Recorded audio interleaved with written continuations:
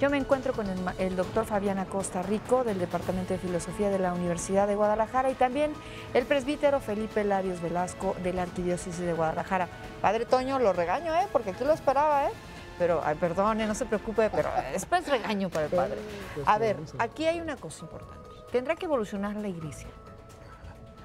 Bueno, ya en un estudio que había hecho el padre Armando González Escoto, licenciado en Historia y profesor de la UNIVA, él hablaba acerca de la crisis que se da a nivel global y tocando los aspectos de la iglesia.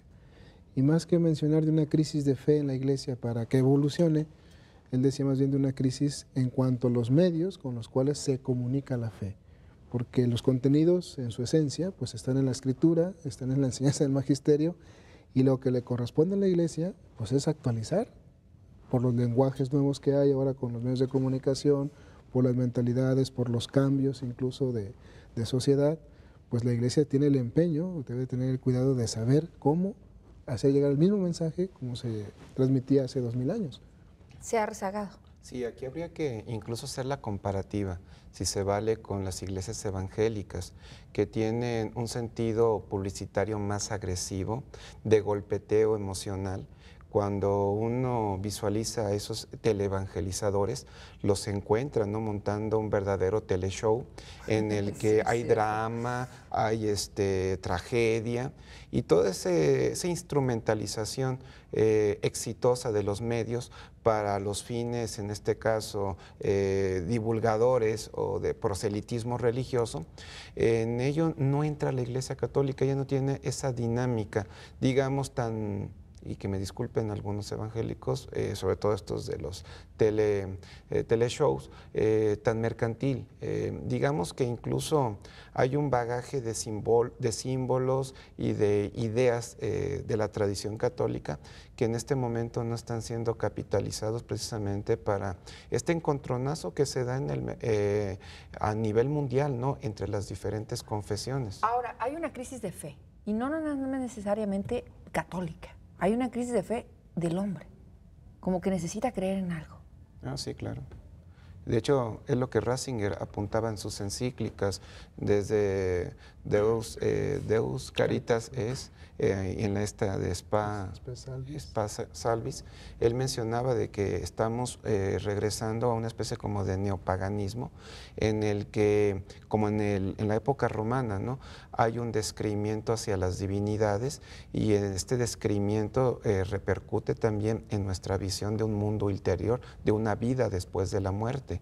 Y él invita en sus documentos precisamente a un reencontrarse con ese Dios que no solamente está ahí para gobernar los destinos del universo, sino es un Dios personal que habla contigo y que de la mano de Él te ayudará a transitar a una vida después de la muerte. Ese Dios que promete la salvación, esa fe que se resuelve precisamente en esa constatación de una existencia de un ser divino que no solamente está ahí como creador, sino también como salvador. En ese entendido de una vida ya vacía precisamente por el descreimiento, no solamente en una vida ulterior, sino también en la propia figura divina. Entonces era una de las, como lo menciona el padre, era una de las prioridades. Quizá por ello es que el Papa que sale, el Papa que renuncia, tenía más una actitud, digamos, de magisterio, de enseñanza, ¿no?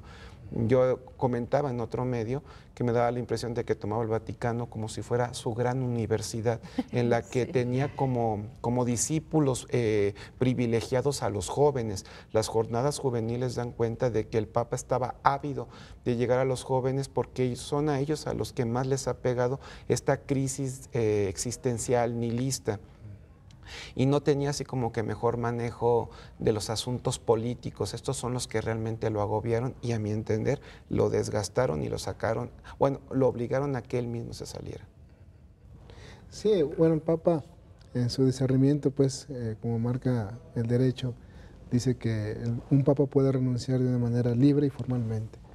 Y obviamente, pues sí, el Papa, obviamente su vida fue el magisterio porque fue maestro, ¿verdad?, allá en su tierra natal, y obviamente en cada documento pues bien pensado, bien estructurado, sobre todo pues para conocer un poquito más la verdad de nuestra fe.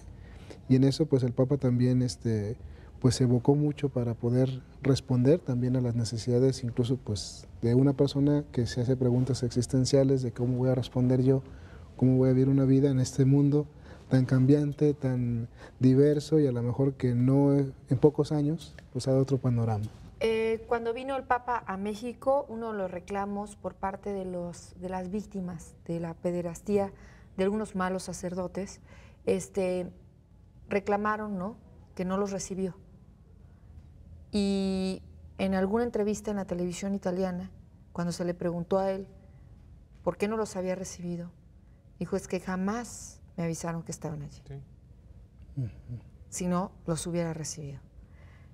Esta falta, quizás, de comunicación de la Iglesia, ¿es lo que pega en la crisis?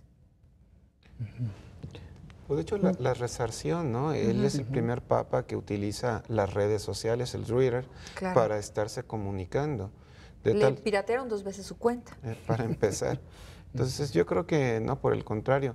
Si la Iglesia ha tenido, digamos, un éxito en la labor de comunicación, se ha debido precisamente a que tienen buen uso de la palabra, ¿no? Podemos decir que grandes oradores y también gente que conoce del manejo de los medios, porque a diferencia de otras iglesias, ¿no?, que su radio de influencia es muy local, la Iglesia tiene una perspectiva mundial. Uno ve a los salesianos, por ejemplo, tienen televisoras y radiodifusoras en el norte de África. Los marianos. Los jesuitas, no se diga.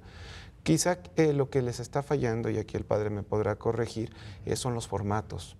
Los formatos siguen siendo un tanto acartonados, poco atractivos, por lo que hablábamos del discurso agresivo de los evangélicos. María Visión, si se puede mencionar, ¿no? No tiene así como que gran público más allá de los octogenarios, y se debe en parte precisamente porque no han tenido todavía la estrategia para darle un revestimiento más atractivo a sus contenidos, ¿no?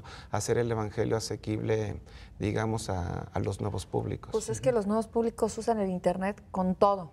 Vamos a ir a una pausa y vamos a hablar sobre precisamente qué va a pasar en esta iglesia que en estos momentos se enfrenta a la renuncia del Papa.